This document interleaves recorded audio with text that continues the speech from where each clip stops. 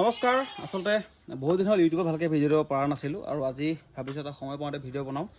আজি আমি কি কাম কৰিলোঁ ফাৰ্মৰ কাৰণে দেখুৱাই আছোঁ। পোনপ্ৰথমে হ'ল আমাৰ এইফালে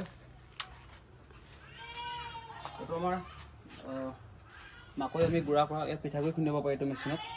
ভিতৰতো চাওক কেনেকুৱা দেখিছে,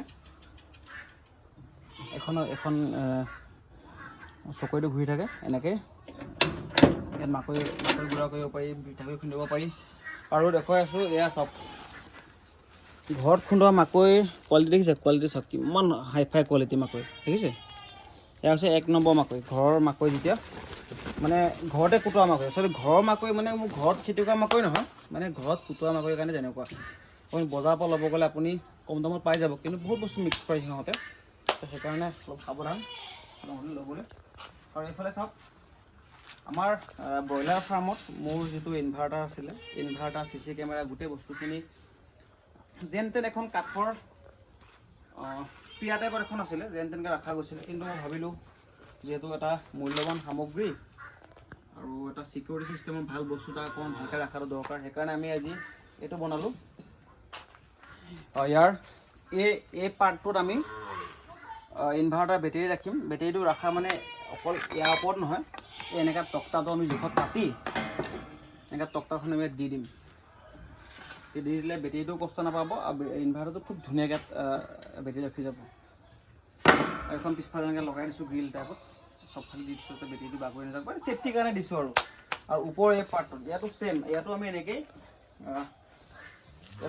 এনেকৈ তক্তা দি দিম, এনেকৈ তক্তা দি দিম, এনেকৈ তক্তা দি পেলাই ভিতৰত ইয়াত আমি ৰাখিম ইনভাৰ্টাৰ যিটো মেচিনটো, যিটো আমাৰ মেচিনটো ইয়াত ৰাখিম, লগতে CC কেমেৰা মেচিনটো ইয়াতে ৰাখিম। এইটো আমাৰ এটা ছেফটি পাৰপাছৰ কাৰণে আমি এটা হেভিকৈ বনালোঁ। আৰু ওপৰৰ ছাইডতো আমি ইয়াৰ ওপৰৰ ছাইডতো আমি কিবা কিবি সৰু সুৰা বস্তু ৰাখিব পাৰিম। তাৰ কাৰণে আমি এইফালে দেখুৱাচোন, ওচৰলৈ আহোঁ। এংগুলটো এনেকুৱা কৰি দিছোঁ, তাতে আমি ইয়াত এনেকৈ কৰি পেলাই তক্তা দি পেলাই কিবা কিবি বস্তু ৰাখিব পাৰোঁ। এইটো আমাৰ হৈ গ'ল। আৰু আমাৰ 3 নম্বৰ কামটো দেখাই আছোঁ। 3 নম্বৰ কামটো এইখিনি, এইবোৰ আমাৰ খুঁটাবোৰ, এইবোৰ আমাৰ খুঁটাখিনি এয়া হৈছে ছাইডৰ খুঁটা, এইবোৰ হৈছে ছাইডৰ খুঁটা। এইবোৰ ওপৰতো দেখাই দিয়াচোন, এইবোৰ আমাৰ ঘৰৰ ছাইডৰ খুঁটা। ইয়াৰ 1 ফুট 1.5 ফুটমান খুঁটা যাব, বাকী ওপৰৰ এইখিনি 8 ফুটমান 10 ফুট ওখ আছে। এইটো 10 ফুটৰ পৰা আমি বাকীখিনি যিখিনি থাকিব 8 ফুট এটা বা 8.5 ফুট জেগা এটা আমি তলত ওপৰত ৰাখিম, বাকী 1.5 ফুট তলত পুতি দিম। সেইটো পাইপটো হ'লেও হেভি আছে, দেখাত অলপমান কিন্তু পাইপটো হেভি আছে। আৰু খুঁটাটো তলত ওলাই নাযাবৰ কাৰণে আমি ইয়াক এনেকৈ জ্বালাই কৰি দিছোঁ যে ই চিমেণ্টত ভালকৈ ধৰি ৰাখিব পাৰে। আৰু এইবোৰ ইয়াতকৈ এইবোৰ 1.5 ইঞ্চি, এইবোৰ 2 ইঞ্চি, এইবোৰ 2 ইঞ্চি খুঁটা, এইবোৰ 2 ইঞ্চি ডাঙৰ খুঁটা মুঠ থকাৰ কাৰণে দিছোঁ। আৰু এইবোৰ পাইপবিলাকো অলপ 2 ইঞ্চিকৈ অকণ ডাঙৰ হয়, 2.5 ইঞ্চি পাইপ এইকেইটা পাইপ আমিও মুঠ থকাৰ কাৰণে বনালোঁ। আমি সৰ্বমুঠ 22টা খুঁটা বনালোঁ আমাৰ হেৰিয়াৰ কাৰণে, ফাৰ্মৰ কাৰণে। আৰু এইফালে দেখুৱাব, এয়া হৈছে বহুতে কয় শ্বিলং তেতেলী, কোনোবাই কয় মক্কা তেতেলী, বাৰু যি কি নহওক এই গছজোপাৰ ছাঁটো খুব ধুনীয়া। যি গৰম পৰি আছে, সেইকাৰণে ভাবোঁ আমি গছপুলি ৰুব লাগে, যিহেতু সেইকাৰণে মই আহি থকা দিনত যে ফাৰ্মখন যাতে খুব ধুনীয়াকৈ ঠাণ্ডা হৈ থাকে, তাৰ কাৰণে এই মক্কা তেতেলী আমি ৰুম। আৰু দেখুৱাই আছোঁ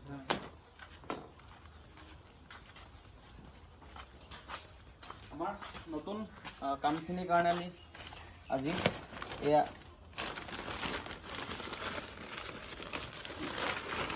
এনেকৈ বনোৱা হ'ল 5 ফুট থকা এক খুঁটা।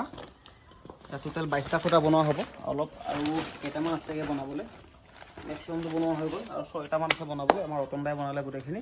বাকী যি কি নহওক, আজি গাহৰি নেদেখোঁ। আজি কামত দিনটো ৰাতিপুৱাৰ পৰা দিনটো একদম এই কামতেই লাগি আছোঁ। আৰু বেলেগ এতিয়া অলপ কাম আছে, কাম মানে বেলেগ একো নহয়। এইকেইটা খুঁটাত আমি চিজ মাৰিব লাগিব, যিহেতু মেচিনৰ যুগ, সেইকাৰণে আমি চিজটো হাতে নামাৰোঁ।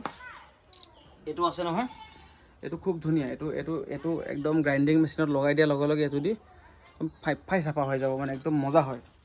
তো সেইকাৰণে আমি এইটো দি চিজ মাৰি পেলাই আৰু সেই আমাৰ ৰং আছে, ৰং মাৰিম।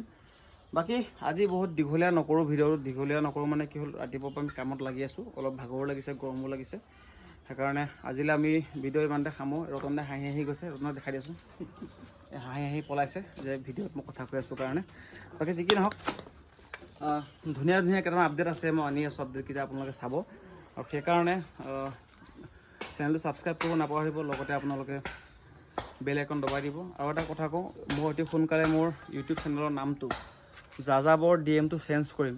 আপোনালোকৰ ফালৰ পৰা ক'বচোন যে কেনেকুৱা ধৰণৰ নাম এটা দিলে খুব ভাল লাগিব, য'ত নেকি মোৰ ফাৰ্মখন সোমাই পৰে, আপোনালোকে জনাব। ধন্যবাদ, জয় অসম, লগতে ফ'ল' কৰি দিব।